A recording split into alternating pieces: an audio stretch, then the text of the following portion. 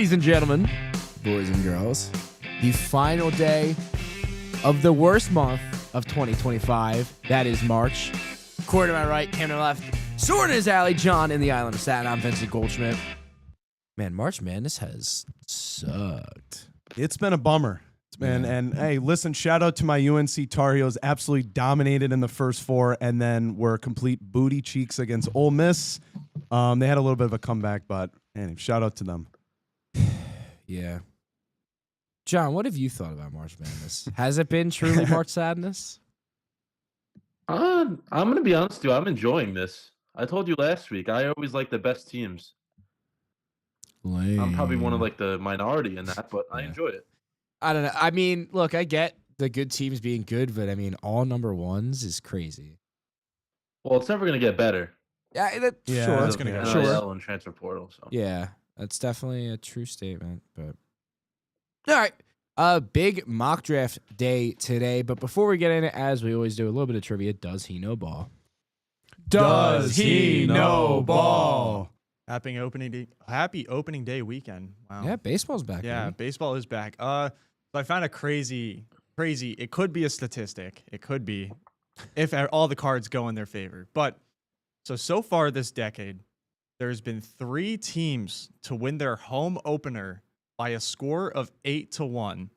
The other 2 both went on to win the World Series that year. So who won the World Series in 2020 and 2021? Dodgers and Braves. Yes. So who did this year won their home opener with a score to 8-1 that is going to win the World Series this year? Their home The opener? White Sox. The Chicago White Sox, wow. baby. Let's go. The Chicago White Sox. The suffering is over. Yes. It's over. How do you find that? I don't know, dude. I found it on Twitter, and a bunch of people were talking about it too. So shout out to Jerry over there, the owner of the White Sox. Congrats on your soon-to-be World Series champion. Yeah. Cancel the series. Cancel the season now. White Sox World Series championship, baby. That is. Hey, they won a game to start the season, though. They won a game, so that's a good sign. Yes. Only one. It doesn't matter how they look. They got the first one, which is great. They lost the next 2. Guess what? They bounced back. No, they're not bouncing back. They're gonna go 1-161 this year. Maybe they come up with the newest bat. Yeah. We'll get into that a little bit later. I know we're gonna have a little fiery debate on that. But team workouts or not team workouts. The pro days have been coming and going. Colorado coming up soon, and it's interesting because there was rumors with Tennessee. They're not sure what they're gonna do now with Colorado's pro day coming up. So we're gonna make another miserable attempt of trying to predict how the NFL draft is gonna go. We're about a month away, a little bit less than a month. But yeah, I'm fired up. Draft season coming around. John wasn't here for the last one, so we'll finally get some input from JD for our selections. But we'll get into it. We got the big board up on the screen. All right, so kicking off the draft, we have the Tennessee Titans. Again, this is the same argument we had last time. They said they were going to go best available, which I think we could say would be Abdul Carter. Could make an argument for Travis Hunter. But with the clamoring about quarterbacks and, especially Colorado's pro day, and they've been in the mix for Cam Ward since day one. There's 4 players. It's literally the top 4 players they would go after, according to mock draft database. What is the direction that they go? They still have Will Levis, who would be entering his 3rd season, and realistically his 2nd season as a starter.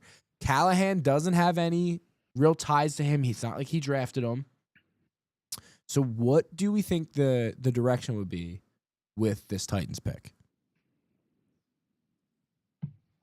I don't know. That's tough. I mean, I think we talked about it the last time with the mock draft. I mean, I'm not opposed to quarterback, but Will Levis can always have a resurgent year, and I also will keep feeding us memes. Yeah. But if they do go quarterback, I think you take Cam Ward. But I'm not opposed to Abdul Carter either. I think those are good options. We went Carter last time. So, John, being that you weren't here for the last one, with us going Carter first overall last time, do we still think that is the pick, or do they go quarterback? From the last time, no. I think it'll change. But I liked what you guys did last time, but I think that a lot has happened in the past few weeks, leaning towards the Titans and Ward becoming the marriage for the future, I guess. All right. So with the first overall pick, the Tennessee Titans draft Cam Ward, quarterback from the U. Not the U of Scranton that we know as the U, but the U of Miami, the official and only realistic U. All right. So second pick, the Cleveland Browns on the clock. I think we had them take Shador last time. Trying to remember. I don't remember. I think Didn't they Travis. trade with the Jets? Didn't we? They have did them? trade with the Jets. They did trade back. So, we were talking about this before we went live, the possibility of the Browns trading back. Now, this time it wouldn't be with the Jets. There seems to be a scenario which seems very almost, possible. it seems so storybook, but it also seems so true. You have the Cleveland Browns. You have Shador Sanders. You have the Dallas Cowboys, who love Coach Prime, who did also sign one of the biggest contracts in college football history. Is there a possibility? Well, there definitely is a possibility, but is there true weight behind the Browns sending Dak Prescott or receiving Dak Prescott, bringing him to the land of misery, giving up the second overall pick, and Dallas drafting Shador Sanders? John, is there realistically weight behind that? I don't see it. I love like the imagination, but I really don't. I don't see it. I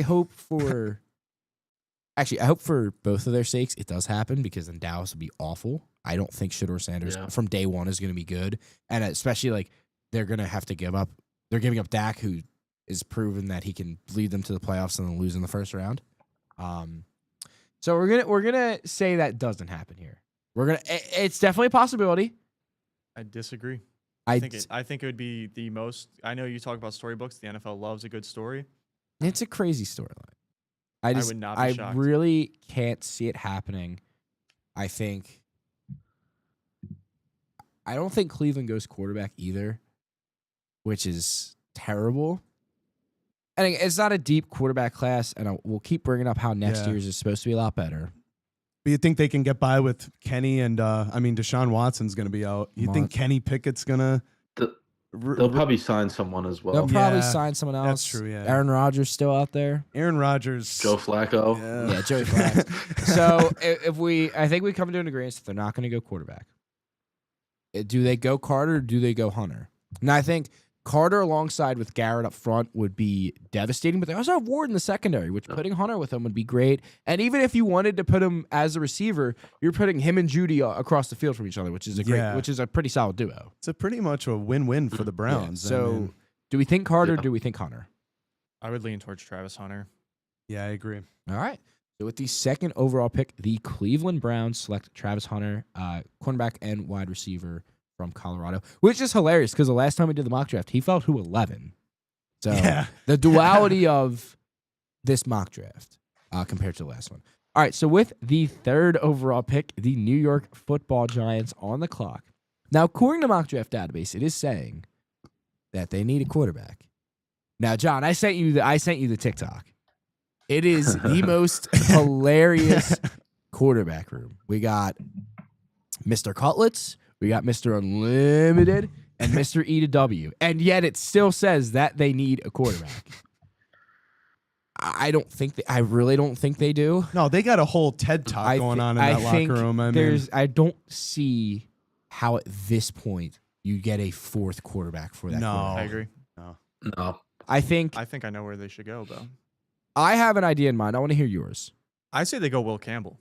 That's exactly what I was thinking of. Yeah, the O-line has always been garbage. However, we are talking about the New York Football Giants. So, will they make this decision? Probably not. We're the GMs here. Okay. Yeah, Carter is there, but do they really realistically? No, their pass rush is phenomenal. Already. Exactly. Yeah, they have a great pass Their rush. front seven is, again, adding Carter would make it that much better. And we saw what happened when you have a good front seven, you dominate teams.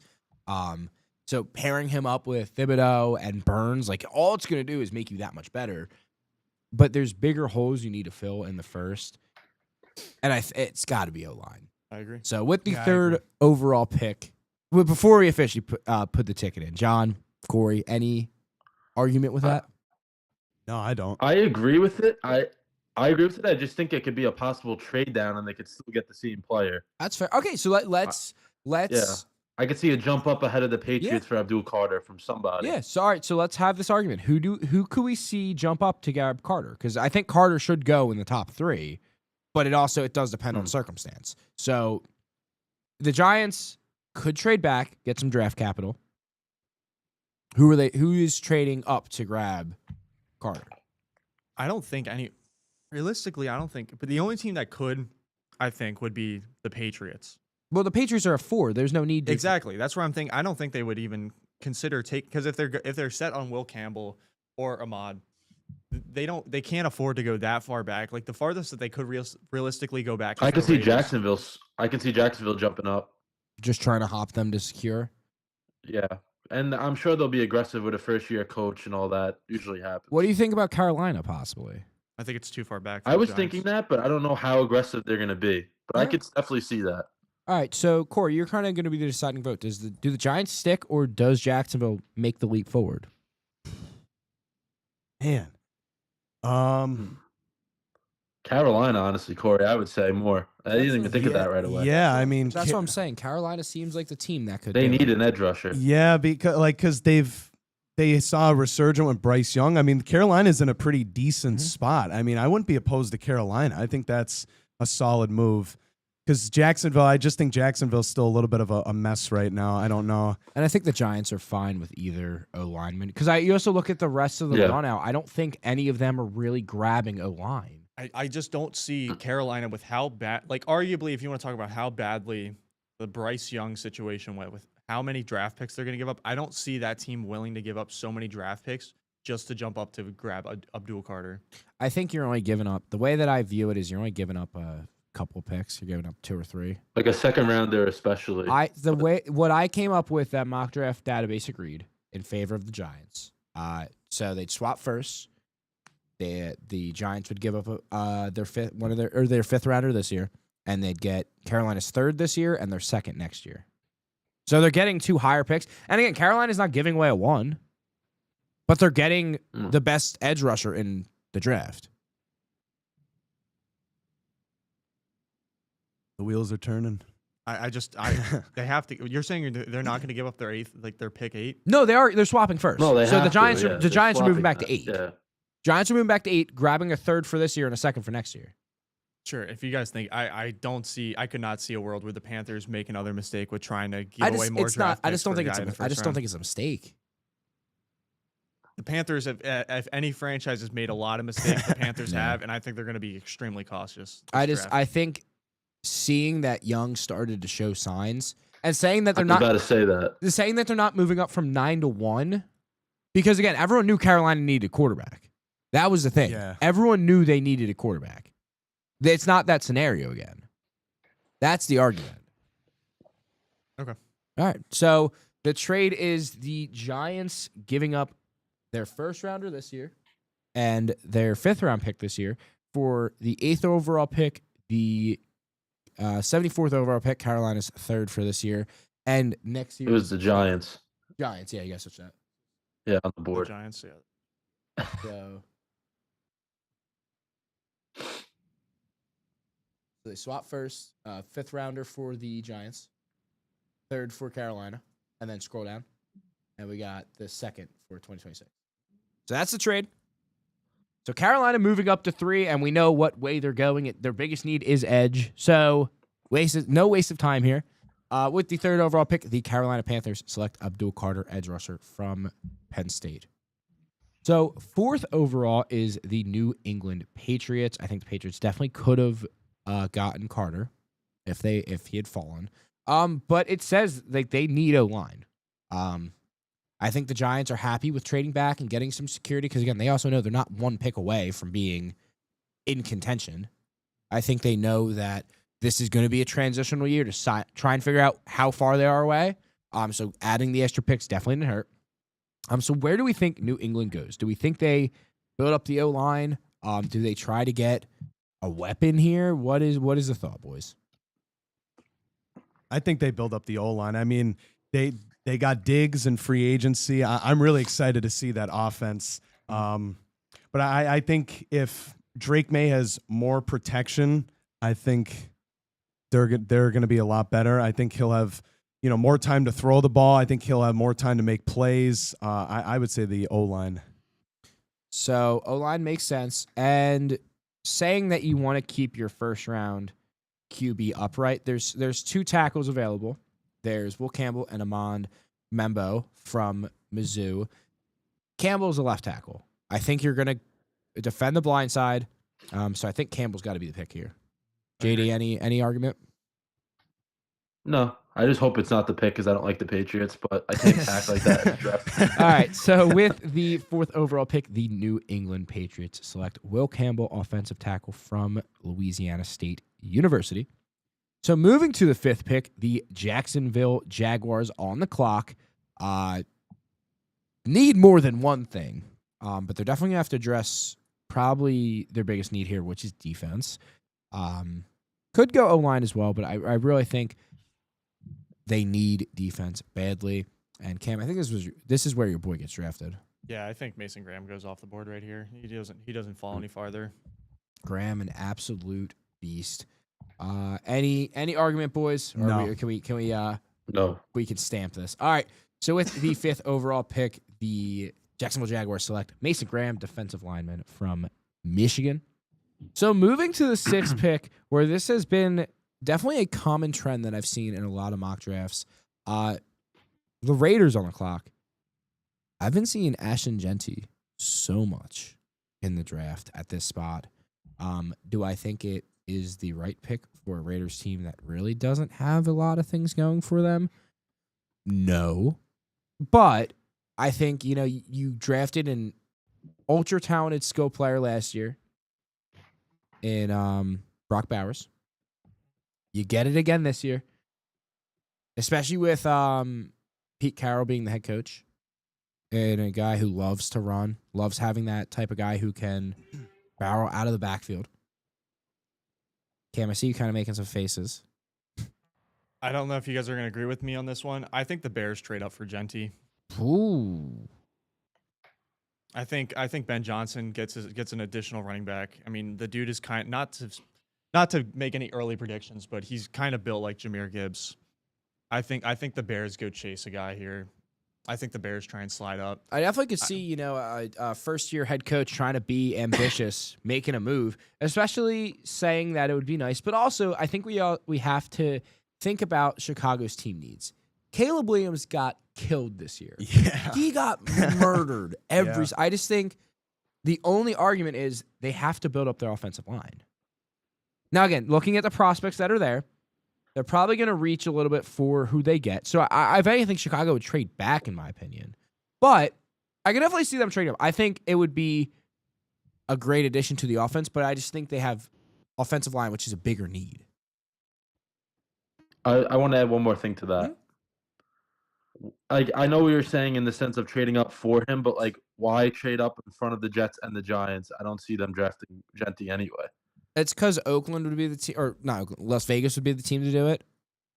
They would be the one. Yeah, that's true. But I don't know if they really wanted him. I don't see them trading. That's the thing. Yeah, which I think unless they're offered something crazy. They would have, the Bears would have to give up 3 firsts. And seeing how, you mentioned how Carolina, how they kind of got scammed a little bit. Not scammed, but they gave up so much, and Chicago saw the other end of that trade.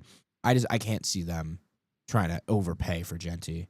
It would be great. I think it would make Chicago's offense that much more dynamic.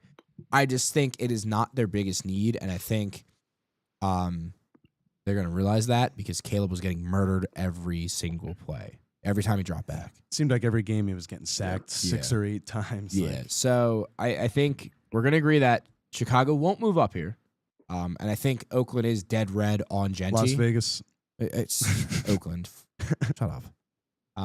So with the 6th overall pick, the Las Vegas Raiders, that good enough for you? Select Ashton Genty, running back from Boise State. So 7th overall, the New York Jets. John, I know who you want to take. I know for a fact who you want to take, but who do you want to take? Who do you think I want to take? I want to hear it just to verify. I'll tell you if you're right or if I was right or not.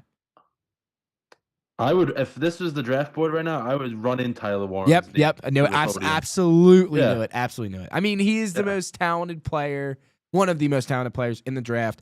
The Jets, I wouldn't say haven't had a good tight end, but like, let's be honest, they haven't had a good tight end in I don't know how long. And especially with a guy like Fields, who when plays break down, he's going to be able to move out of the pocket and look for a quick option. That's Warren. Being able to use Warren out of the backfield and have him block for Breece Hall, or even have him run when everyone thinks Breece Hall's getting the football. Like, it brings so much of a dynamic to this Jets offense. So yeah, I just wanted to hear you say it to confirm that's what I was thinking. But so any argument that the Jets and John is going to get his dream? No. I think the Jets might, like, realistically, knowing how the Jets front office is, it'll be like Mykel Williams get another edge rusher. But we're going to hope that for John's mental sake, it's not. So with the 7th overall pick, the New York Jets select Tyler Warren, tight end from Penn State. Two Nittany Lions going early in the draft. We'll see if it happens. We are? Penn State. We're not Penn State. We're Maryland. Anyway, all right, so now the Giants back on the clock after trading back with Carolina. So they have some choices here too. We mentioned that one of their biggest needs was offensive line. But they also, their secondary needed some help. And there's a couple or there's a very good option from Cam's Michigan and Will Johnson who they could go and grab. They could also, if they want to be ambitious the same way they could have with Carter, could go edge. Don't see it happening. They're saying quarterback. I don't really see them drafting Mr. Shedeur Sanders. So I'm kind of between two here. I'm between Membo and Johnson. So I kind of want to hear your guys' argument for which way they should go. Membo's the smarter pick. It is the smarter pick, but play devil's advocate for me and give me an argument why Will Johnson should go here to help the secondary. I mean, it's the Giants. I mean, realistically, I think we were poking fun at the Bear, but I think realistically, if we're talking about like the Giants front office, it's going to be Jalen Walker, just because it's the Giants. But I don't know. I think they have to go O-line here. No, I'm good with that. I think so. All right. So with the 8th overall pick, the New York Giants select Armand Membo from Missouri, offensive tackle. So 9th overall is the New Orleans Saints, who need everything. If we're being honest, they don't have payroll. They don't have payroll to pay anybody. So they kind of need everything. They need Chris Olave to stay healthy, which they're going to cross their fingers for. They need offensive line because their offensive line is bad. Their defense is getting old. They have some good pieces on defense for sure. So I definitely think this is a spot where they go offense. Is it crazy to say the Derek Carr experiment failed and it's time to move on? I don't want to say that. I think it was more just a series of just being unlucky for the Yeah. Saints. Hmm. I don't think they need to push for a quarterback this Okay. draft just because, like, I mean, but it's also with the oblique injury, like, you never know when that thing is going to re-tear. And you look at who's behind them: Spencer Rattler, Jake Haener, Ben DiNucci. Like, it's not like you even have like a viable backup option. They can wait till later in the draft Alright. to get a quarterback. Sure. All right. I wanted to put that argument out there. Mhm. So it kind of leaves us in an interesting spot because they could go receiver and pair up Olave with the dog, like McMillan. They could, pair up their secondary, pair up Kool-Aid, who they drafted last year, with another good corner. They could also add an edge, to go alongside with Cam Jordan. Now, Cam Jordan's getting old too, so it's maybe the time where you want to get someone who is, on the younger side, possibly be his replacement, learn from him. And there's a ton of options here. So I kind of think I want you guys to kind of convince me on where the Saints should go with the 9th pick. I think they should go Will Johnson. I think they need help in the secondary because that defense. Before when you just started talking about the Saints, I was going to butt in and say that defense I think needs the most help because it was awful how many like chunk plays they were giving up and like it was just awful last season. So I think they go with Will Johnson. Okay, John, I want to hear what you think. I agree. I think they need to stay on the defensive side of the ball. I don't think it matters really who it is, But if you had to pick Will Johnson, Jalen Walker, maybe one of those two. I'm good with Will Johnson. I was going to say, I know you're good with your boy. All right, so with the 9th overall pick, the New Orleans Saints select Will Johnson, cornerback from Michigan. So 2 Wolverines now gone, which brings up at the 10th overall pick, the Chicago Bears. We know what position they're going. They're making sure Caleb Williams does not die. I think it's pretty obvious who they would go with. I think it's got to be Mr. Kelvin Banks, protect the blind side. He's been the left tackle for all 3 of his seasons at Texas, and he's only allowed 4 sacks in his time there. I think Banks has to be the selection here. Again, if they had moved up, it would have been Genty, but I think just knowing that they kind of need to be smart and safe here, protect Williams, I think Banks, it has to be the pick, correct? Yeah, I agree. All right, so with the 10th overall pick, the Chicago Bears select Kelvin Banks, offensive tackle from Texas, which will bring up the San Francisco 49ers at 11. So very interesting here. There's a lot of ways that they could go. It's saying that Shedeur Sanders is suggested. No. No, it's not that is not their biggest team need. And even still, like they're saying, it says McMillan is another guy who could be an option for them. And he definitely could be.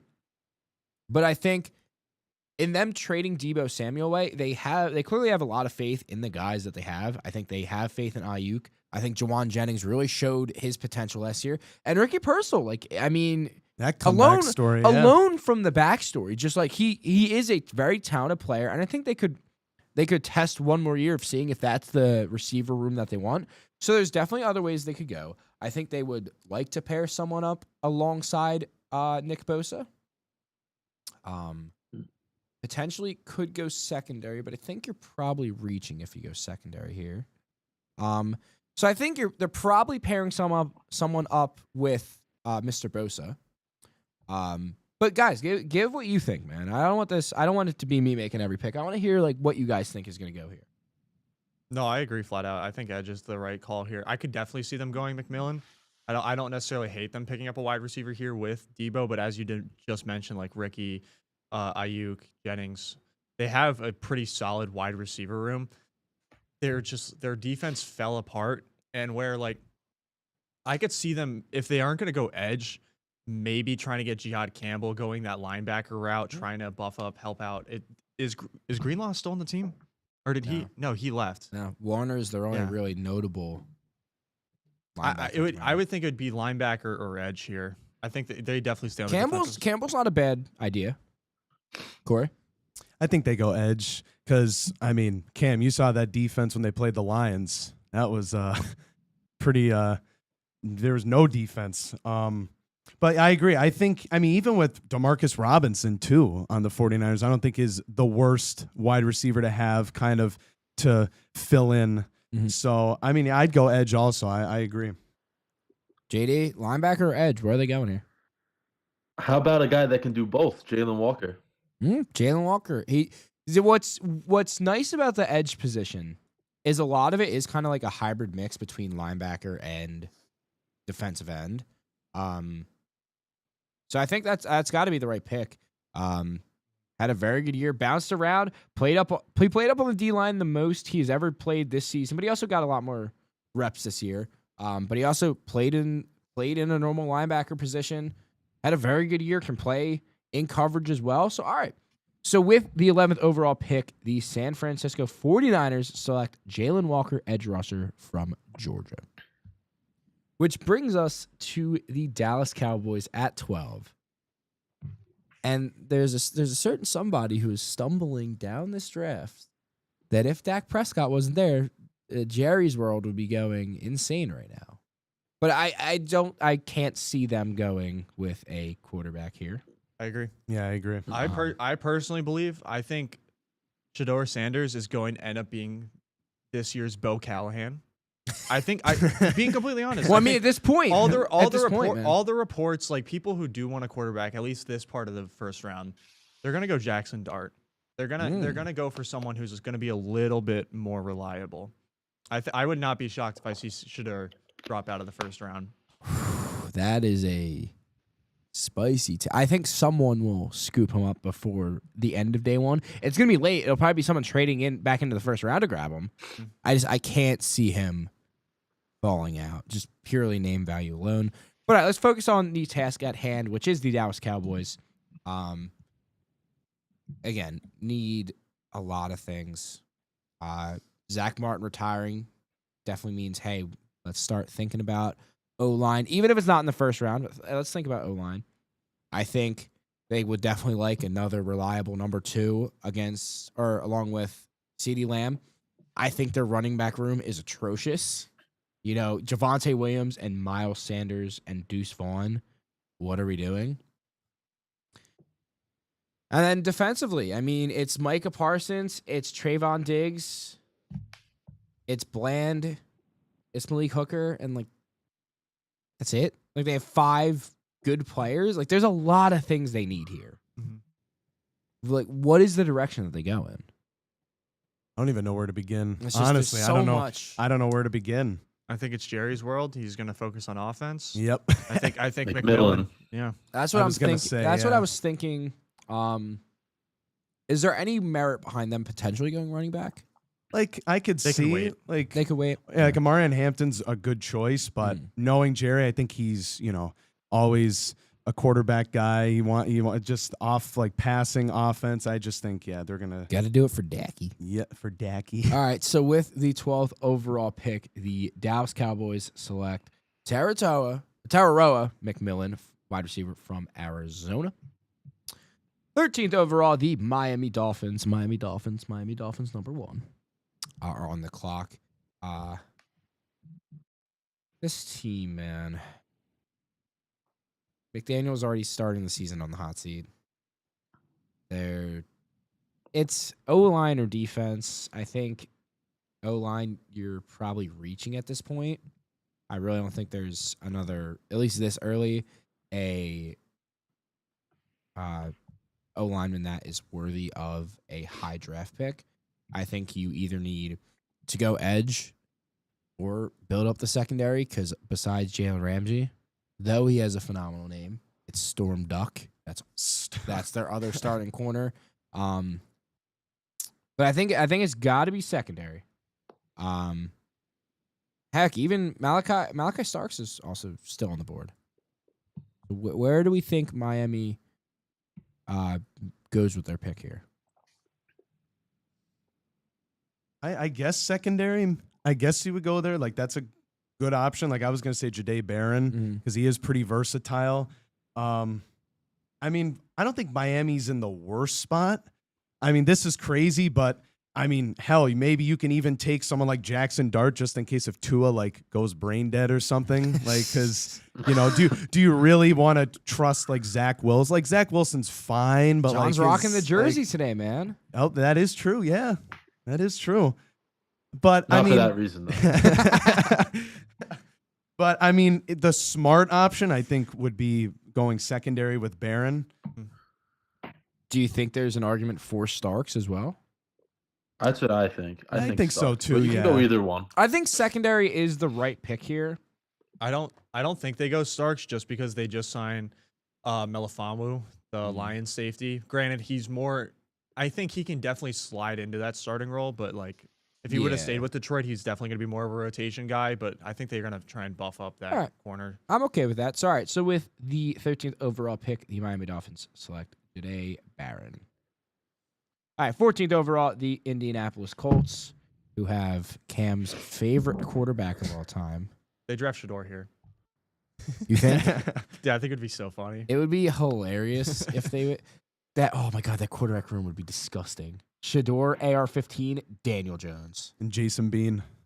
You don't have to. I completely forgot Daniel Jones is a Colt. That's what I'm saying, dude. This is so bad.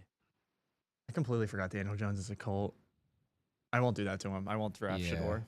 You gotta at least give him a chance to compete. They could go offense though. I think they go tight end, honestly. Yeah, I was gonna say Colson Loveland is there for Yes. sure.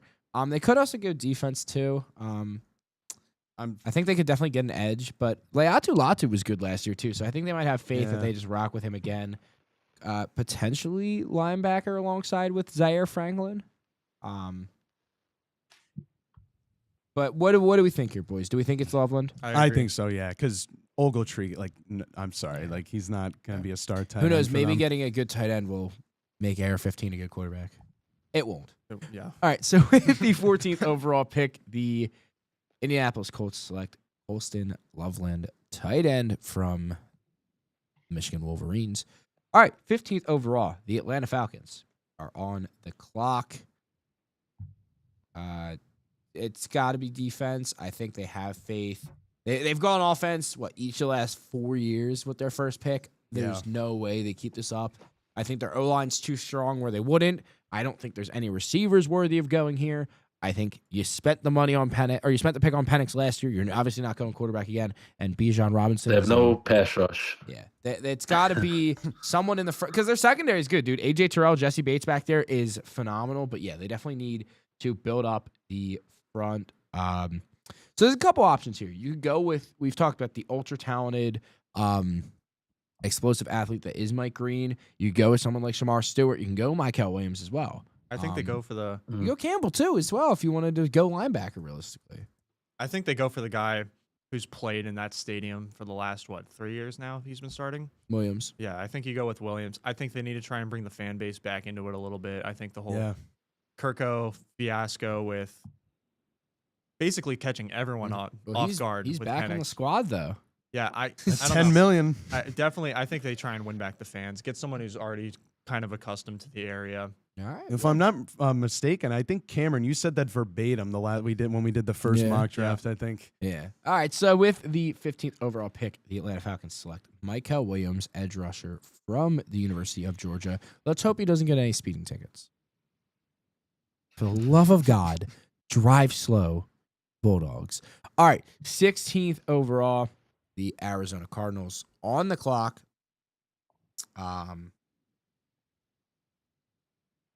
Yeah. That's about all I got. I'm kind of stumped with what they would do here. You know, they have a defensive-minded head coach in Jonathan Gannon. So I think defense is probably the way they're looking. I'm not really wowed by their offense. They have good pieces. I think Trey McBride being the best of the bunch. Harrison Jr., they're going to have faith in his second year can bounce back. James Conner's there. I don't know. I really don't know. I think the safe bet is probably just Shamar Stewart, but they could go a lot of ways with this. Yeah. I don't think anyone would be too upset if they take Stewart off the board or Mike Green. I think either one of those edge guys would be a good fit for the Cardinals. I mean, they did sign Josh Sweat for one side, so they could try to pair Sweat up with a nice rookie. You know, have some talent there. Mm-hmm. I'm very much like, I'd say disgusted because that's not the right word, but this team is. I mean, if you're a Cardinals fan, you're disgusted, but Yeah, it does not make you feel nicey. All right, I'm okay with Stewart. Anyone, any opposition with No. Stewart, JD? Before we I would have said him or Pierce. Pierce is also someone we haven't mentioned yet. Yeah, Pierce I'll is. go with Stewart. do we think before we lock this in, do we think there's any room for any teams trying to move up right now? Because this To- could be a pick that they definitely look to Yeah, trade away. Yeah, I could see that with Arizona. Like they're not. I don't think they're really dead set with. Hey, we could probably get any edge here. All right, you brought it up. Who do you think is the team to move up? There's a certain team that I'm looking at right now with a quarterback. So, how is he gonna handle being a backup for his first year or two? There's a certain team with a quarterback on the older side who they could draft his replacement. But what do we think about the Los Angeles Rams? I don't hate it. The thing is there is a decent amount of quarterbacks that they could wait on. I was like, I'm looking at the Seahawks here, possibly moving up and taking Shador. But like that's After paying all that money for Darnold? I'm not set on Darnold personally, but like actually, I guess now that you bring that up, it wouldn't make a whole lot of sense. Yeah, you just but paid Darnold $100-something million. There's no way you're. and Cooper Cup too. They paid Yeah, I a was about lot. to say Yeah. that. I just don't Yeah. think it's the move here. Steelers guys, do we think Pittsburgh might move up? Oh, yeah. Say, I have seen a couple reports saying that Rodgers had a little throw around with Metcalf over the weekend. All right, so Rodgers is a Pittsburgh. So I think Yeah. it's taken a while, but I think they'll get there eventually. Yeah. Okay, so we're gonna say Rodgers ends up in Pittsburgh. Yeah, I think he's going there. I think so. Could it be the Rams? Trading with the Cardinals, though, I don't think Yeah. division teams would do that. Yeah. I mean, if you're able The to, first round, if at you're least. willing to pay a king's ransom, I don't think it's gonna matter that much. Yeah, but like, what do the Rams exactly need? Like, you think they'll trade all the way up that far up for a quarterback? That's not even gonna start, I guess. Yeah. I think they can get to Denver. If they really want a quarterback, they can just get ahead of the Steelers and do that. Yeah. Is there anyone who could trade up who is like really dead set on it, or is Arizona just okay sticking here? I guess probably just I stick. think they're okay sticking. Yeah. All right, so I with think so. the 16th overall pick, the Arizona Cardinals select Shamar Stewart, edge rusher from Texas A&M. This brings up the Cincinnati Bengals at 17. They locked up their offense. I think last time we had Warren falling to them, if I'm not mistaken. I think so. So, or maybe potentially, I think they might have moved up to grab Warren because we didn't know what the situation was with T. Higgins and maybe bringing in talent. Trey Hendrickson still did request a trade, so that's something to monitor as well. But it's defense. The defense stinks. Absolutely. Yeah. I think I don't We can think play there- better defense. I don't think there's any part of their defense that they would be upset with drafting here. So do we No. think it's off the edge? Do we think it's linebackers? Do we think it's interior? Do we think it's the secondary? Where do we see this defense going or this pick going for defense? Any of you guys? I got what I have. Yeah, go ahead. I'll let you go. Yeah. I think they go for the best available off the board here. I think they take Jihad Campbell. I think you're trying to look for a guy that's in the middle of the field that you can work up to be that guy who's going to be your lead play caller on the defense. Have him learn that defense and then try and step into a role where he can be that more assertive guy playing that linebacker position. And they have a couple of years. I mean, he'll have plenty of years to grow with this Bengals squad. I don't think they need edge. Yeah. I think they take the best available off the board here. He did a lot of things well this year too, man. I mean, he flew all over the field, came up with 89 tackles, played coverage, run defense, pass rush. So like he does a lot of things well, and he moves all over the field too. Like he primarily will play a normal linebacker position, but he's been up on the D line. He's even been in the slot a few times. Yeah. So I don't hate the Campbell pick. No, I agree with that. Like, because the Bengals defense was just, I mean, because they're so offensive minded, I agree. I think you just take somebody that could really do everything for your defense, just kind of cover areas that they're struggling with. But yeah, I definitely take Campbell. All right, JD, good with Campbell. Yeah, why not? I would close my eyes and just pick anyone on defense. Just dartboard. All right. All right. So with Yeah. the 17th overall pick, the Cincinnati Bengals select Jihad Campbell, linebacker from the University of Alabama. So we move to the 18th pick with the Seattle Seahawks. Mock draft database must be indulging in some alcoholic beverages, or maybe Cam runs it. Who knows? Because they're saying that Shedeur Sanders could be the pick here, and his suggestion. I can't see it happening. I think their No. offensive line is No. unbelievably bad. Listen, we saw it with Terrible. the Falcons. We did. we definitely did. I feel Darnold's a lot younger. Yeah, though. I was about to say it is a much different situation. And also, you know, also not coming off an Achilles injury. I think their O-line needs a lot of work, but I think, we've seen that they are in the process of building up that defense, man, trying to bring back the next generation of the Legion of Boom. I wouldn't hate them going defense. I think O-line is their bigger need, but I think them bringing in defense would be it would be very, very nice to see them continue to, say defense wins championships. I think there's definitely a couple options. They could go Josh Simmons. They could go Tyler Booker if they wanted to go interior, or Gray Zabel from North Dakota State. But I really see them going defense here, man. yeah, I agree. They also have a defensive-minded coach. Yeah. So do we think they have Julian Love and Kobe Bryant as their safeties? So they could potentially go Starks here. They could go after, John, you mentioned Pierce, but also Mike Green is still on the board. So if you want to go for someone who's both of those guys are kind of just like raw, explosive athletes. Could go Kenneth Grant from Michigan. Could go Iman Ware if they didn't want to go Starks. I don't think they would pass up on Starks if they went safety. hell, if they wanted to even reach for a couple guys on the interior D line, you could go Walter Nolan, you could go Derek Harmon. Where do we think they go with this pick? I like Mike Green. I just think he brings that intensity that could really bolster up that defense for Seattle.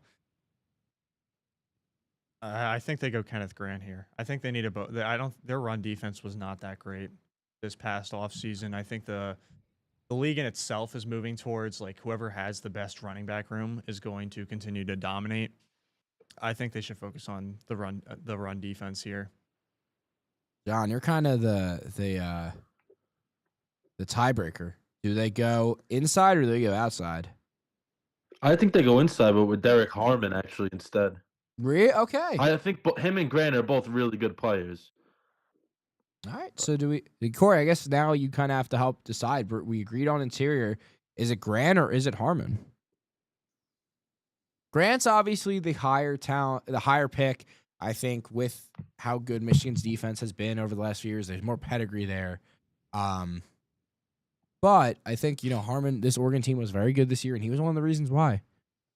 He was. Oh, that's tough. I guess you go Grant. I guess go with I the think you go with safer- the safer Yeah. because they already have done a lot of good things like pickups offensively. I think they don't want to take any chances. I think they want to get a safe option where they know their defense will be a little bit better than last season. All right, good with me. So with the 18th overall pick, the Seattle Seahawks select Kenneth Grant, defensive lineman from Michigan, which brings us to mock draft database needs to stop drinking because they're saying the Tampa Bay Buccaneers should draft Shedeur Sanders. What are we doing? Come on. All right. But it is interesting because the Bucks could go a few different ways with their team right now.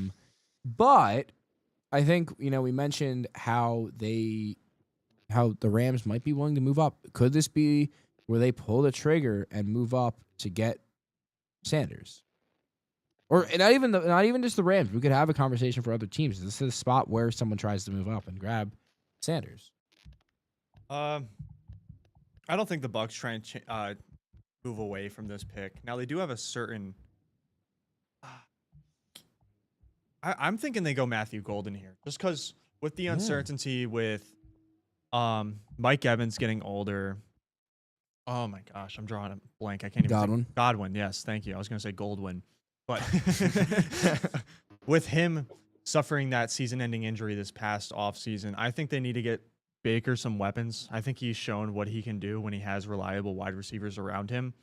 And I think it's the perfect wide receiver room for Matthew Golden to really show and grow.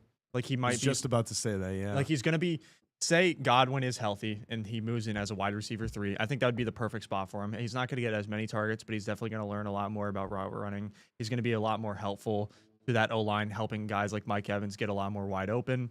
I think they should go Golden here. Okay. I don't hate the pick.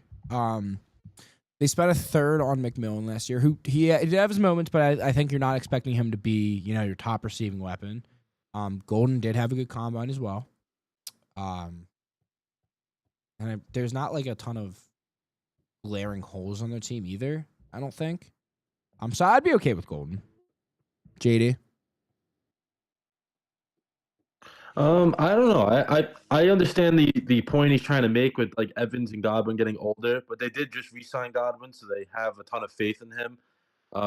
Me personally, I like McMillan a lot. I think the Bucks do as well. He stepped up big time at the end of the year when they really needed him to, when Godwin was hurt. So honestly, and Todd Bowles is a defensive-minded guy. I could see them going defense, especially a safety room that they really don't have much there besides Winfield. They got banged up a lot last year, lost a few guys. So, and Starks keeps falling down the board. I don't know how much longer that can go on for. That's definitely fair. I think that's definitely an argument that you have to have is Starks continuing to stumble. Especially, I think he's consensusly the best safety in this class as well. Corey, I'll kind of let you. You've been the deciding factor for a lot of these. Do they go Golden or do they go Starks? I'm torn. I'm honestly torn because I think Cameron made a good point. I think Golden could really thrive in that wide receiver room. I think he could grow, but I also like Starks. if I had to choose right now, I'd probably go Starks. I probably would. I think if Because I I think think if I think if Tampa Bay wasn't in the spot where they're yeah, because they're they're in a competing great and spot. contending, Yeah. if they had a little bit more wiggle room to, I wouldn't say have a year, but wait on someone to develop. But I think where the position they're at now, they're looking to win as soon as possible, and I just think Starks has to be the guy for that. So with the 19th overall pick, the Tampa Bay Buccaneers select Malachi Starks, safety from Georgia. Which brings us to the 20th overall pick and the Denver Broncos. On the clock, a very good first year for Bo Nix. A very good year from head coach Sean Payton. Now, the biggest need, it says, is running back. Now, they do have, they obviously lost Javonte Williams, but they still have Jaleel McLaughlin. They have Aldrick Estime. But, I mean, are those really starting running back caliber running backs? I really don't think they are. And this is a really good running back class, man. And You're right. I think they can wait on a running back. They did just lose Josh Reynolds. They have a lot of open holes in that wide receiver room. you love Matt Golden, don't you? I just think it makes sense. It does. It does. I for think sure. it makes a lot more sense than trying to chase after a running back who will be there in that second round. I mean, I don't think Hampton's gonna make it to the second round, dude. I think Hampton might be going to Pittsburgh. Well, that's a nice reset. Let's go. I'll give you once you get that pulled back up. Get that going again. That's the only flaw with mock draft database. It does Yeah, that's what 10 happened to to. me. All right, so let me know. We got. It's perfect. We can do a little recap. Cam Ward first overall. Then we had Travis Hunter second. Then we have the big trade between the Panthers and the Giants.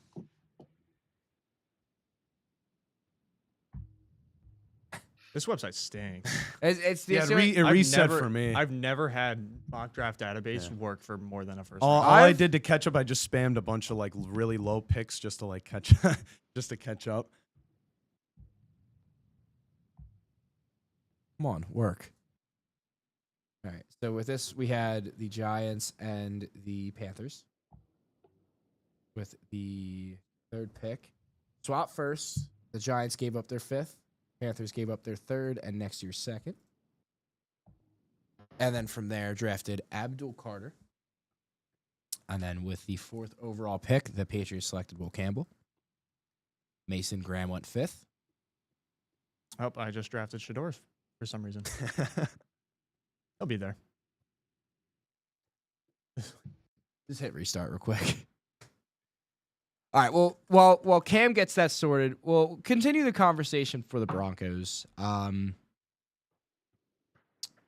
could definitely see it go both ways for sure. I definitely think, their only true receiving option is Cortland Sutton. I just don't see Hampton really falling that far in the.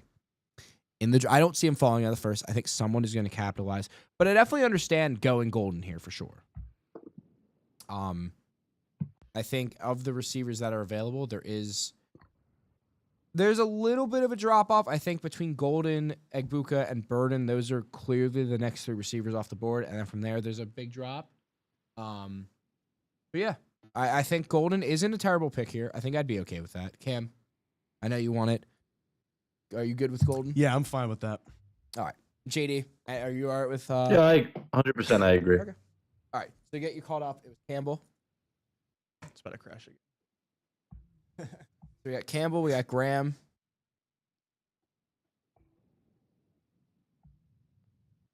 Then Genty.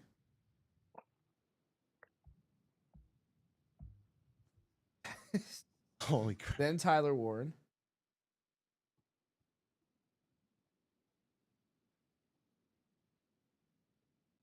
Hanging on by a Mine thread. crashed at the same time. I Then- got to keep up with you guys. Then Membo.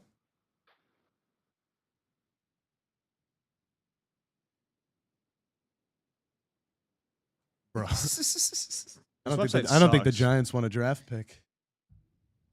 They're just going to void their pick. Then we have Will Johnson.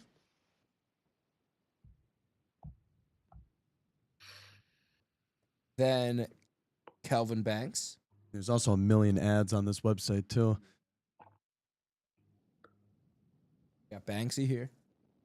Then we got Walker. Then Dallas with McMillan. Miami goes with Barron.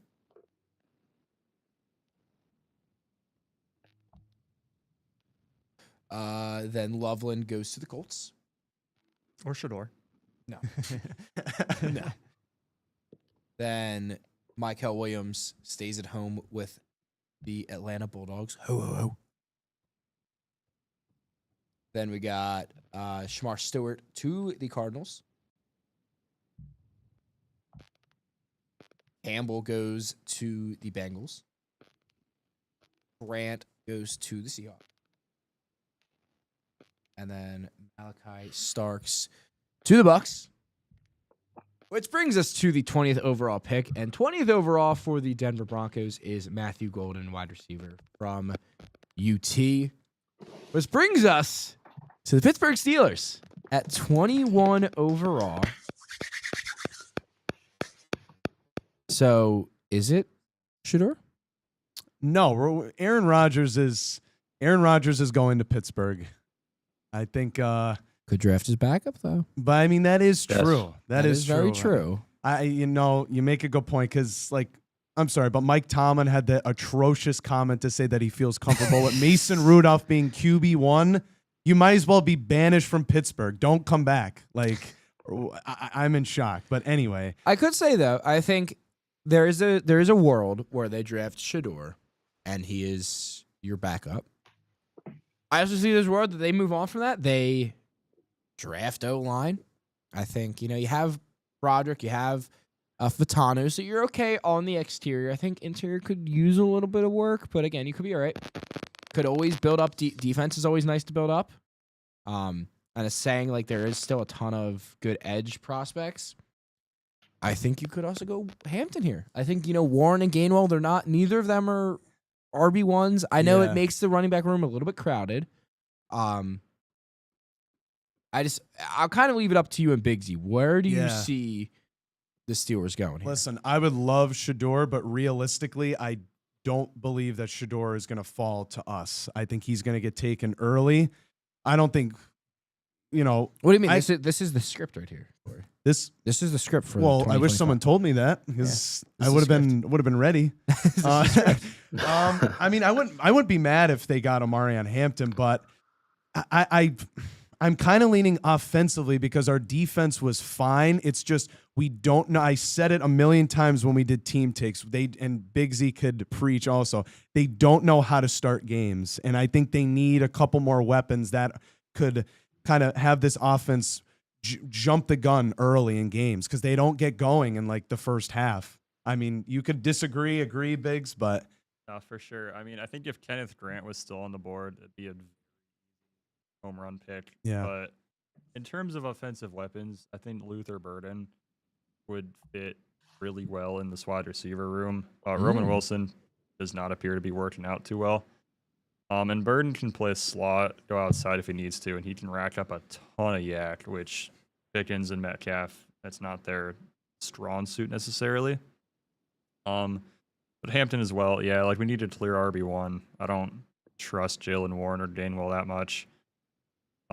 So I think it'd be a little bit of a reach, and there's good running backs later on, but I would not be opposed to Hampton either.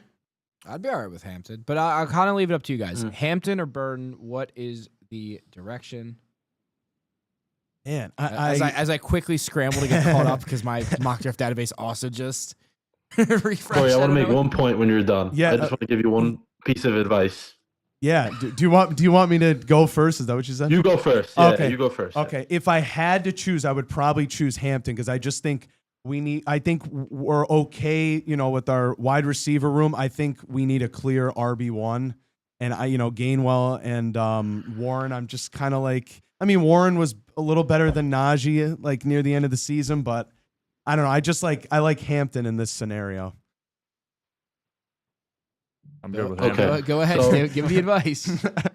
I want to take you through this. So if your quarterback is going to be Rodgers, you can't go with the wide receiver because he's not going to play. And then they really do need a running back, I completely agree with that. So that will work. And then if Shador is there, which I think you're right with that he won't be, but if he is there, I wouldn't do that either. Yeah, I Because if agree. you suck with Rodgers this year, he's going to be gone. You have a top pick, and then you can get your own quarterback next year. Yeah, that's true. And you yeah. got to try to take advantage of anything that he has left. You have to try to take advantage of that. So I think running back is the best thing. But no wide receivers in the draft because they will never play. So are we good with bookmarking that? I am. Hampton? All right. I mean, yeah. All right, so with the 21st overall pick, the Pittsburgh Steelers select Amarion Hampton, running back from UNC. Who do we have at 18 again? It was Grant, right? I don't remember. I'm not trying to click 'Cause anything. Grant, right? It was Grant. Okay, I I just want to think make it sure was. because again, my thing refreshed. Because when mine froze, I just spammed a bunch of picks just and to then catch up. we had the so, Bucks yeah. with Starks, Yep.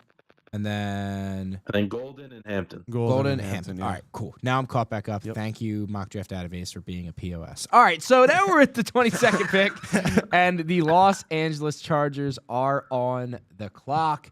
Chargers with the first year under Harbaugh looked very good. Finished second in the AFC West. Lost in the first round because that's what the Chargers do.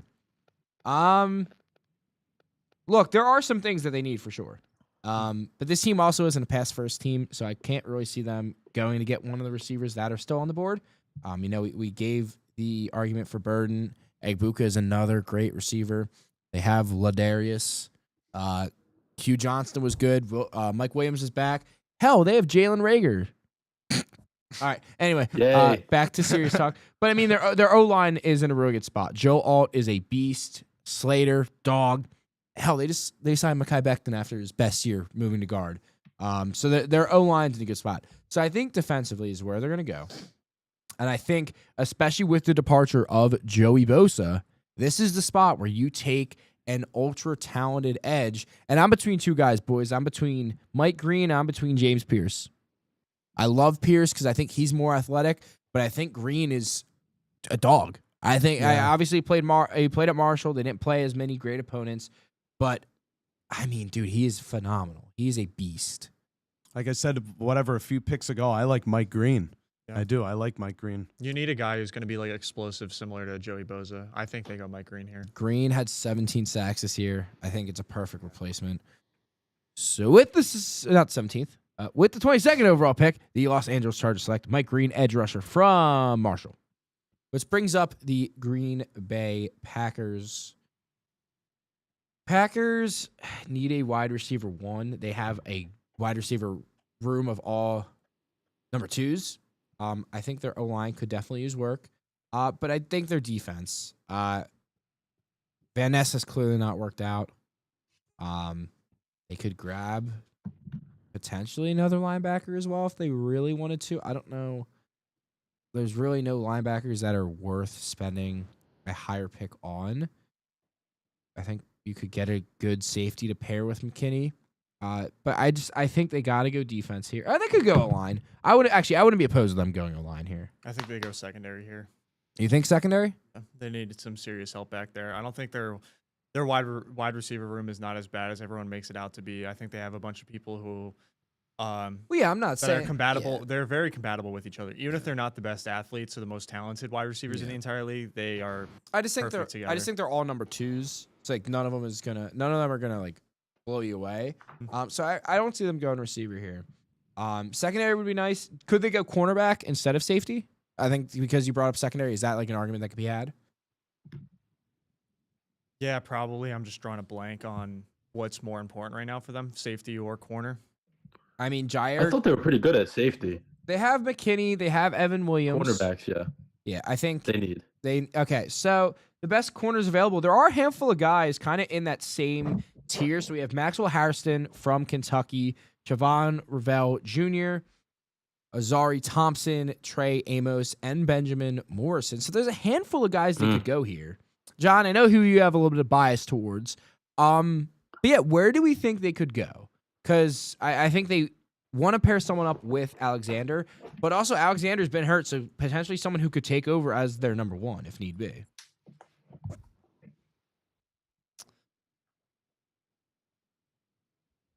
I would go with Morrison, but I think he's a real like if he didn't get hurt, he'd probably be in the top 15 like this year's draft. Okay. Yeah, I don't know. I mean, I guess you could say someone like Siobhan Ravel too. I mean, he was good at Eastern Carolina. He did only play 3 games this year. He was banged up, but in 3 games he came away with 2 interceptions. So he's a ball hawk. Opponent's quarterback passing rating was 48 against him. It's really good. Again, coming off an injury, not really what you want to see. But you could definitely see it here. But if we had to pick, I think John makes a good point with Morrison. Where are we going, boys?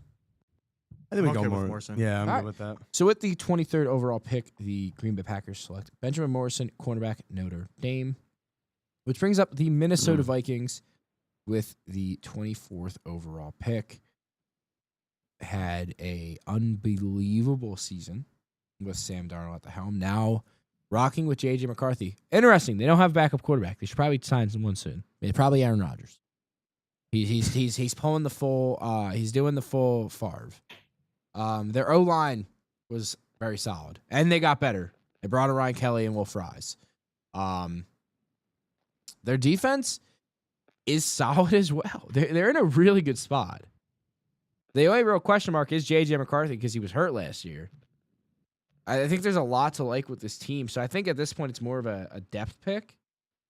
But where are they building? Where are they putting that depth? Shador Sanders? No. I think they need a little secondary help, honestly. Okay, I'm not opposed to secondary. So are they going with a safety here? Right now they have Harrison Smith, who is getting old. You never know when he's going to retire. They have Theo Jackson. So I think secondary would be good. I think safety's probably a little bit of a safer pick for them, rather than corner. Eamon Wari is on the top of the board. There's also Xavier Watts as well from Notre Dame. John, again, I know you have bias towards Watts as well. And I think they're very close in how they could be graded. I think Watts has pretty good versatility as well, can play in the slot if need be. I think Eamon Wari does have the youthfulness on his side as well. I'm kind of in between the two. Do we think it's Eamon Wari or do we think it's Watts? Eamon Wari. Yeah, I was gonna say Best for the available. youth too. Yeah. Sorry, John. It's all right. I mean, they're different. They're kind of different types of players. Yeah. Anyway. All right, so with the 24th overall pick, the Minnesota Vikings select Nick Eamon, safety from South Carolina. Which brings us to the Houston Texans pick. I think we all know where this one should go. Keep your quarterback upright. Josh Simmons, selected number 25 overall. No, we're not even going to argue with that. Josh Simmons, offensive tackle, Ohio State. Don't waste the time. There you go. No waste of time. All right, which brings us to the 26th overall pick and the Los Angeles Rams. Look, I gave my case earlier about them. I agree with Jackson Dart here. I agree. I'm not, Shador? I think it's Jackson Dart, one of those. Jackson They Dart's the have better to- quarterback. I feel like one of those guys have to be taken before the end. Of this. it's going to be a quarterback for sure. It's the thing is there's no argument for a quarterback. I just think name value alone will get him there. Doesn't matter. But also, you're telling me that you're giving McVay that I think Sanders has more raw talent. He has better arm talent. He has these type of things. That's what I'm saying. He's also not. You got to think he's not starting day one either. He's someone who's going to sit behind Stafford and learn. That's the argument, dude. I don't dislike Dart, but I can't see Sanders falling out of the first. I know you said that, and I know you called him Bo Callahan, and believe me, at this point, he is Bo Callahan to a T. He has fallen all the way to the bottom of the first. I don't think he can fall any further. I really can't see it, man. I think Jackson Dart would be the better apprentice. I think he's going to be someone who's going to be more he's going to be more patient. He's going to be more understanding of the situation. I think Sanders has the ego that he thinks he can just walk on and go on and win for any team right now. I think the better situation and the better person that's going to get along in that locker room is Jackson Dart. I'm not disagreeing with that. I think Sanders will come in day one and want to be the starter. I think, but this is also going to test if he's truly ready at the NFL level, man.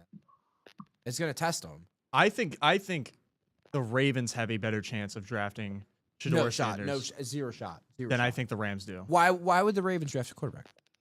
There's a lot of question marks around Lamar. Not really, dude. He's won MVP twice. I already. know, but like Three he times. does not like. I think a lot of people have come to the point where like he doesn't close out on playoff games. Granted, he's And always you're running. going to say Shador Sanders is going to?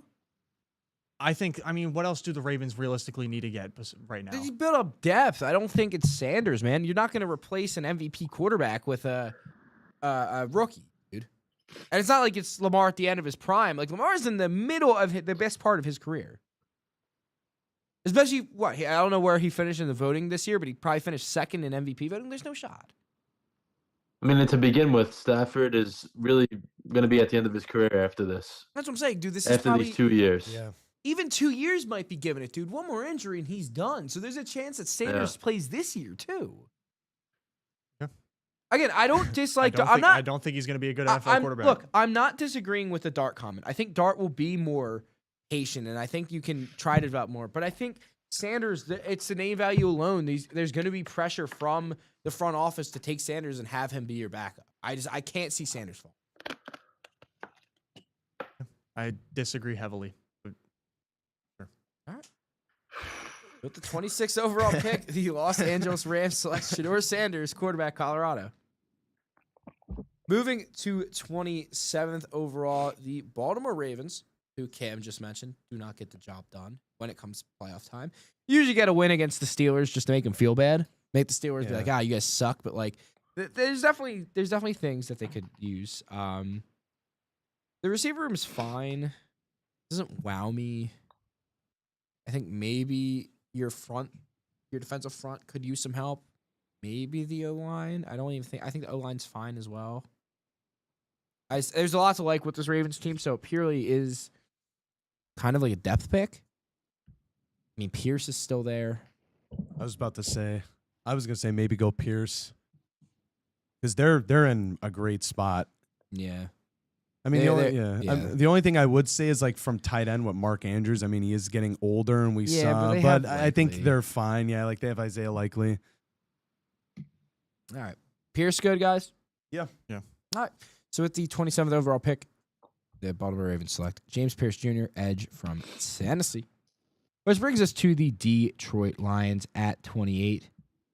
Could go Jackson Dart. Derek Harmon. That's it. End of the discussion. Interior. Yep. No argument. Absolutely. No No. argument for No. for Walter. Ali Really? McNeil is going to be out for the entire year, most likely. Well, that's Probably what- until like week 9. Well, that's what I'm saying. There's no argument for Walter Nolan to be the pick either. I just think you go for the team who played a lot more games, had played in that championship scenario. I think you go for someone With who's Tylik Williams too. Say again, JD. Or Tyleek Williams. Is it Tyleek or Tylik? Whatever. No, it is. Tyleek Williams, you're right. Williams from Ohio State. Yeah, I think Nolan and Harmon are kind of in that tier just above them. But I get the idea with how Cam said about playing in that championship atmosphere for sure. I think that definitely has to give the thought.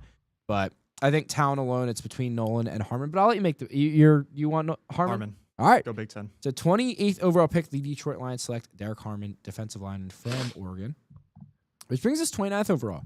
The Washington Commanders riding high off of a season that not many people expected, making it all the way to the NFC Championship. And boy, are they in a good spot. Defense looks strong. You have Daniels, Abroad, and Samuel. Now, like, there's a lot to like. I think maybe you could keep your guy upright a little bit better. I agree. think they could also go defense as well. I think they could build up some depth. Hell, I could even see them get a third wide receiver because Debo's did he signed the extension, right? It's only for like a year basically, so I could see a receiver. I would say you could go receiver here. We talked about Burton. I like Igbuka as well, man. You pair up those Ohio State receivers. That's a good move. I really like Igbuka. Yeah. Because then that just gives you another weapon for Daniels to have some threats with. All right. So with the 29th overall pick, the Washington Commanders select Emeka Egbuka, wide receiver, Ohio State. Brings us to the 30th pick, where the reigning NFL MVP will look to get some help to fall short to the Kansas City Chiefs once more. The Buffalo Bills. Defense, I think, has to be it. Mm-hmm. Yeah. I think maybe receiver, but I don't see it happening. I be guess they're fine. clearly fine with Khalil Shakir being their number one. They did lose Mac Hollins, though. 10 toes down Mac Hollins. They'll be fine until the second round to pick up a wide receiver. Yeah. They need to address that. Yeah. Either the line or the secondary on defense. I think secondary's got to be the pick here. They're so Their safety down. room sucks. Their safety room's bad. So is it Watts here? Or their cornerback room isn't much better, JD. Yeah, I know. But their safeties got beat a lot last year against those good teams. So is it Watts time? I think so. I would think so. It'll pain me, but I think so. All right. So with the 30th overall pick, the Buffalo Bills select Xavier Watts, safety from Notre Dame, Notre Dame. the Hunchback. So we move to 31st, the Kansas City Chiefs, after losing the Super Bowl in embarrassing fashion. Thank you. I have an idea after you announce this. Yeah, the Chiefs need a lot of help. Yeah. I think the trenches on the offensive side is the big issue. JD, please announce. I actually think a trade should happen. Ooh.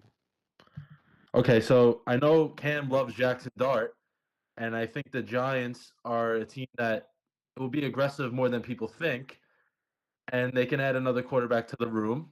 And I think Jackson Dart could be that perfect guy. Because if they have success with these guys this year, Dable keeps his job, gets his new quarterback for 2026 with Jackson Dart at the end of the first round.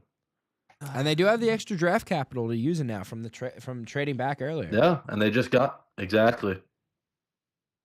I see Cam Ponder. I just don't see because like they're so early in the second round. I don't think they need to waste anything to get it. I think that Yeah, but it's the Browns ahead of them. I could see the Browns going with Dart. That's what I'm trying to that's say. a decent argument. that's a decent argument. I just don't think. I think with how far that would push, unless they're willing to give up that second round pick, They would have to give up the yeah. second for but sure. like Yeah. I think they need someone in that interior line. Well, the again, Chiefs. that's where the pick would go, for sure. Well, the Chiefs would only move down to 34, so it wouldn't be that bad. Like what, 3 or 4 spots? Yeah, that's true. I don't think the Eagles are going to be taking Zabel or, I mean, maybe the Titans do. But I mean, Booker's still there. They still have some Yeah, options. that's what I'm saying. I think You're probably I right, think yeah. this is a good spot for a trade to occur. I think let me try and work through. And the Giants wouldn't trade with the Eagles. That's why I'm saying Yeah. it now. Yeah. So unless they were trying to hop someone super early, like to move into the first pick. No, they would be the second pick. So yeah, that's what I'm saying. There's really no time for them to. So the 31st, At 34. We'll say the Giants give up their lowest third round pick.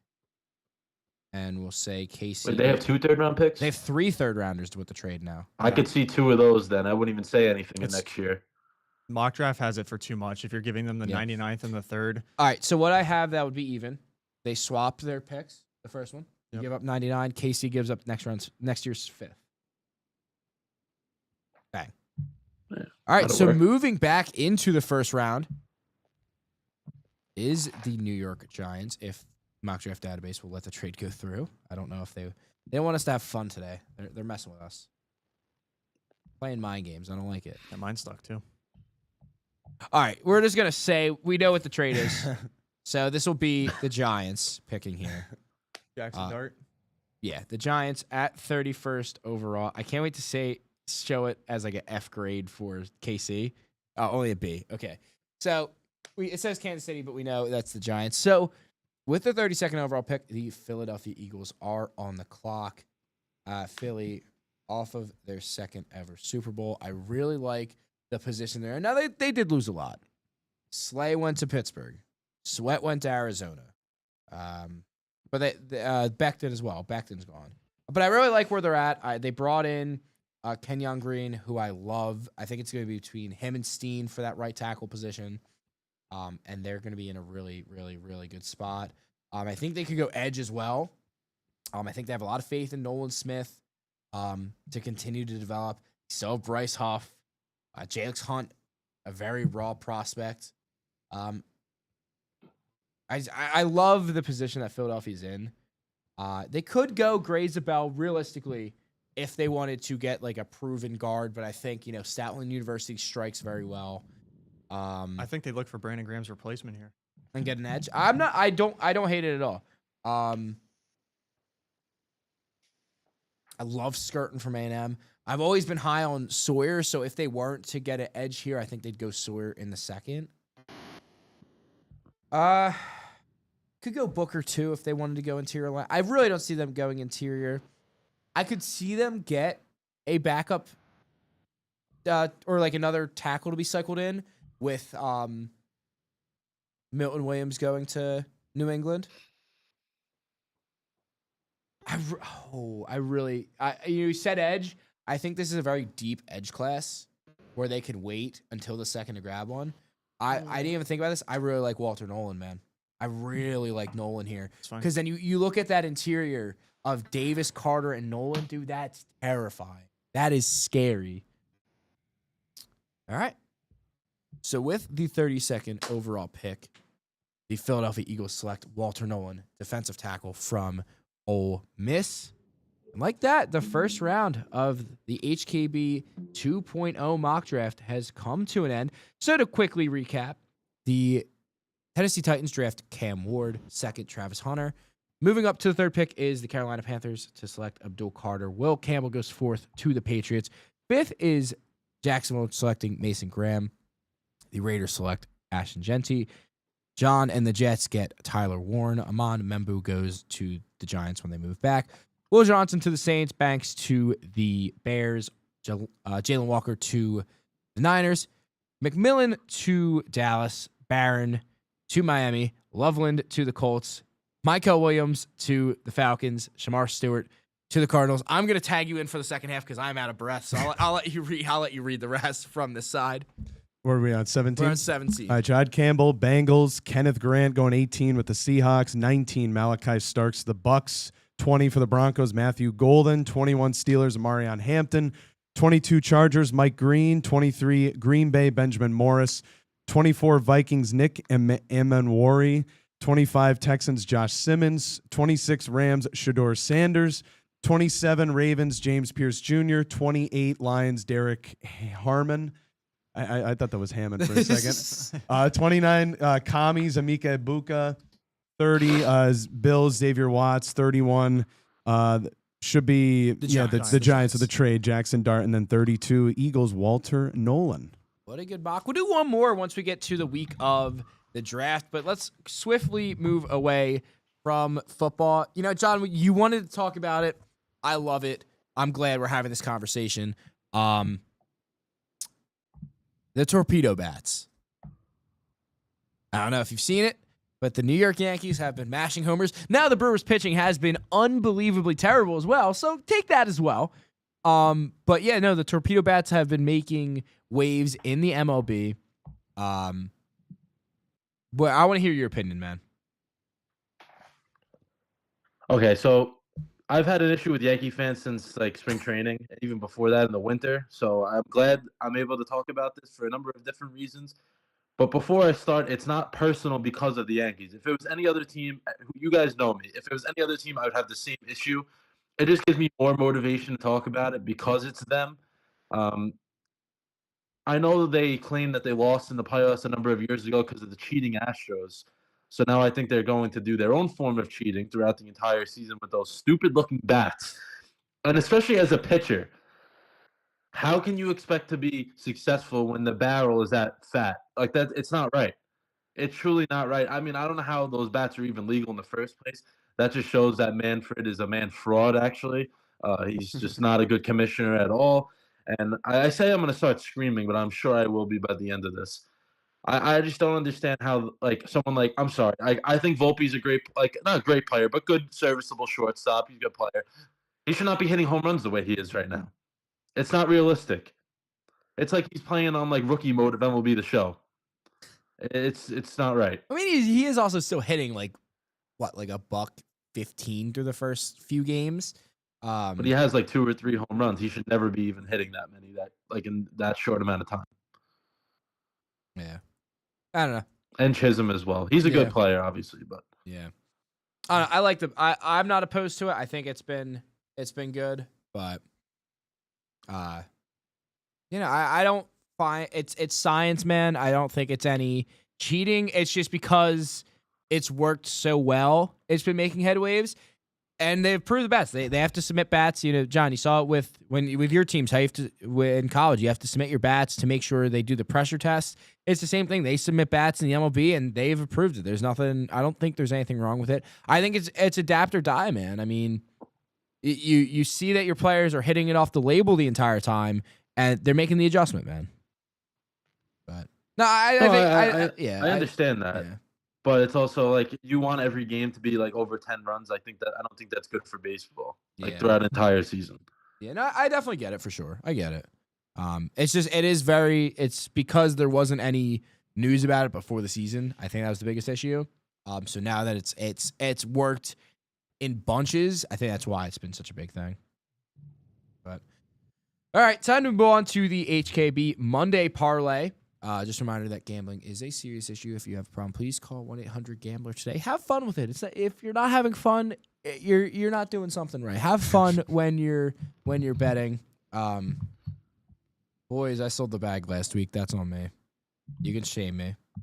So for my pick, I'm gonna rock with Josh Giddey against his former team to go over his PRA line of 35. In the month of March has been on an absolute tear, averaging almost 21 points a game, almost 10 rebounds a game, and almost 9 assists a game. And in the last 10 games, he's hit this 8 times. In his last 14 games, he's hit it 12 times. So he's only failed twice in his last 14 attempts. Has really turned up for this Bulls team. And he is facing his former team. He wasn't a right fit for OKC. He's questionable tonight. I think injury management or load management, something like that. But if he's out there, Giddey gonna ball out. Corey, who do you got? I went safe. Jason Tatum, 20-plus points tonight versus the Grizzlies. The last time he scored under 20 was the beginning of March against the Nuggets. He had 16. And he's just been a beast as we come to love and expect. 27, 9, and 6 this season. I think he'll do it again against this Memphis defense that's kind of ranked near the bottom of the league this season. So give me Tatum 20-plus points. Okay. Baseball season is finally here, and with that comes Phillies opening day, home opener today at what, 3:10, something like that? Yeah, 3:40, I think. Something like that, yeah. But I got Christopher Sanchez to get 5+ strikeouts today for the Phils. I know we were talking about it before the game. Man. I know you're a big fan of it, so we shall see. I mean, can't really go off of anything because it is his first start, but it should be a good, fun game to watch. Yeah, no, I think he's been looking really good in spring training. His fastball's up, just looks great. All right, wrap us up, Soren. What is our last pick for the HKB Monday parlay? So my pick will be, once again, the Dallas Stars money line because, like I said, they're still on a good winning streak. I believe it's now 5 games. If it ain't broke, don't fix it. And they're pretty good at goals, too. They're still 4th in the league in goals, but it's always exciting to, have Cameron pick Christopher Sanchez to go 5 strikeouts. Philly's home opener. It's going to be a great day for that. And, I was thinking about that too, but I was like, I'd rather keep it a little consistent. So I went with the Dallas Stars money line. All right. So just to recap, we have Josh Giddey over 35 PRA. We got Jason Tatum, 20+ points, Christopher Sanchez, 5+ strikeouts, and the Dallas Stars money line. Give or take about plus 330-ish odds. Always a reminder, gambling is a serious issue. If you have a problem, please call 1-800-GAMBLER today. Make it fun. Let's have fun. Let's win some money. This is fun. We're having fun. All right, to wrap it up, as we always do, we're going to do our weekly picks. As you can see, the crown in front of me. It's mine. You got it this week, it's man. Mine. Yeah, yeet. Never let me say that ever again. Yeah, we'll have to censor that out. So we're going to rock with the 2 Final Four games coming up on Saturday. And then just an announcement, we're doing a live stream next week for the national championship game. And the pick for next week, a little heads up, will be that game. So we got in one game, Florida, Auburn, and the other one we have Houston and Duke, all number 1 seeds for the second time ever. The only other time was in 2008. So I'm going to start with the Florida-Auburn game. I'm rocking with Auburn 74-70. I have not been high on this Gators team the entire time, so I'm going to stick to my gut. Johnny Broome, dog. I think this Auburn team is phenomenal. I think after last year's heartbreak, it's kind of like the UVA team. when they lost in the round of 64 to the 16 seed, being the first team to ever do it. And the next year, they came back and won it. I really think that is kind of Auburn's destiny at this point. I think Florida's been playing excellent too. That's no diss at them, but I just think Auburn is going to get the job done. So I'm rocking with Auburn 74-70. Mr. Youb, what do we got? I have Florida 74-70. Other than Duke, I still think Florida's one of the most complete teams in the country. I think after this win, you'll buy into the hype. No. Walter Clayton Jr., Elijah Martin, they're all dogs. This team is fun to watch. Gators, chomp, 74-70. All right, JD, what do we got for Florida Auburn? Yeah, I got the Gators 86-83. I just feel like they're a team of like destiny at this point with the wild shots that are going up and somehow going in for them. A couple of comebacks they've had so far. And I think they're more battle tested than Auburn has been. And they also did, I mean, I'm not taking much stock into this, but they did beat them earlier in the season. So I think we got to just look at it, take a peek at it a little bit. They beat them earlier in the year. So I think they can get them once again. And it pains me to say because Walter Clayton should have been a Johnny, and he's unfortunately on the Gators. So makes me a little upset. But all right, Mr. Gorham, what do we they're got? gonna win. What do we got? Give me the Gators 76-71. Yeah, go basketball. Big Z, what do we got there, brother? I'm doing Gators like we all are, except Vinny, 71-64. I got some friends down at Florida State, so they're probably going to be a little upset at me for this one, but they've had a tough run. UConn, Maryland, Texas Tech, I think they've had better wins than Auburn's gotten. So, yeah, Gators. All right, and Soren, wrap us up. I will be taking Florida 70-68. Like I said, this Florida team has been pretty strong throughout the March Madness tournament. They are, I believe, third in the nation with field goal big points per game, actually, and then they're second also in the land with rebounds as well. So I wouldn't be surprised if they score a bunch of points, and along with getting some rebounds too. So all right. So then we move over to the other game, Houston and Duke. I'm going to rock with the Blue Devils 62-55. A little bit bitter that Houston knocked out my champion, Tennessee. Damn it. So I already know we were looking at the standings earlier. I will not be getting the 2 extra wins for the standings, so screw you, Houston. Anyway, that's also my fault for picking UConn to go as deep as they did. That's on me. We warned you. We're not going to talk about it. All right, but I'm going to rock with Duke, 62-55. Blue Devils are hot. The main event with an E at the end, the main event, Cooper Flag, not overrated, dog, going to lead this Duke team to the championship. Corey, what do you got? I got Houston 68-66. I wanted to pick Duke, but I'm sticking to my bracket, the He Knows Ball bracket. Duke's been really good, but I just don't think that they've been kind of battle tested by a good defense yet. Like an extreme, like this is the best defense in the country. Sure. This is going to prove everything. I think they're going to be able to shut down Flag, Knappel. I think they're going to have good games, but I think it's going to come down to like kind of a last minute shot for Houston. I think they're going to win in a low scoring 68-66. JD? Yeah, so my championship pick is still alive. Actually, my championship game in general is still alive, but for these picks, I'm going to take the Gators, and then I'll let Auburn, hopefully. So it's a win-win for me if the other game happens. But for this, I really need Houston to win. And I know everybody's saying Duke has probably looked the best. I know my brother's a Duke fan, so I don't hear the end of it from him, and he's probably going to rub it in my face if they win. But I don't think Duke has faced a defense like this throughout the entire season. ACC competition wasn't good. The best team they probably played so far was Bama, I would say, and they don't have a good defense at all. They could just score.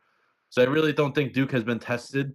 And Houston, like I said, defense wins championships, and Houston has that. All right. 70-63. Gordon? So I got Duke winning 69-60. I mean, I don't really see how you can make an argument how this team isn't going to win. I understand all of it, how they haven't really been tested on the defensive side of the ball. But out of every team, like this team is just powered straight off of vibes, I feel like right now. I mean, like every game that I'm watching, it's not even like Cooper Flag is the one dominating. I mean, he's just throwing alley-oops out of nowhere. And like that team just looks like they're having fun. No one's going to kill their mojo. They're fine. I mean, they're the best team in basketball for a reason. It's going to be a close one, like low scoring, just because of like the defensive side of it. But like Duke's just having too much fun to really let all the stress and anxiety get to them. I mean, Cooper Flag knows he's done after this season, so I think he's leaving it all on the court, so it doesn't really matter. All right, Bigsy. I got Duke 68-63. Decently low scoring because Houston is a very good defense, but it's been a boring March Madness. Even all these high-seeded games haven't been that close sometimes. So, I mean, Florida Duke, I think that'll be way more entertaining than Auburn Houston. It's kind of driving my picks here. So Blue Devils by 5 points. All right, and Soren, wrap us up. I will be taking Houston 68-62. I think that, this is going to be a very close game, but I think it's going to come down to the defense. It's basically who has the better defense as in terms of, this matchup. But, I was looking at the stats for, this game, and I saw that, Houston is third overall in turnovers. So that's going to be a key factor, I think, in this game. And, you can say what you want about Cooper Flag. He's good. But, like, I think, they haven't faced a whole lot of, as Corey said, Duke hasn't really faced a good defensive team yet. So I think it's going to be close, but I just have Houston pulling the edge just a little bit, We'll see what happens. All right, so in the final 4 picks, we got for Duke, Houston split down the middle, and then for Florida, Auburn, I'm the only one rocking with the Tigers. Go Tigers. All right, boys, that's going to do it for He Knows Ball this week. Make sure to follow, like, subscribe, all those fun words on TikTok, Instagram, YouTube, all of it. Kevin to my left, Courtney to my right, Soren in his alley, JD in the island of Staten. I'm Vince.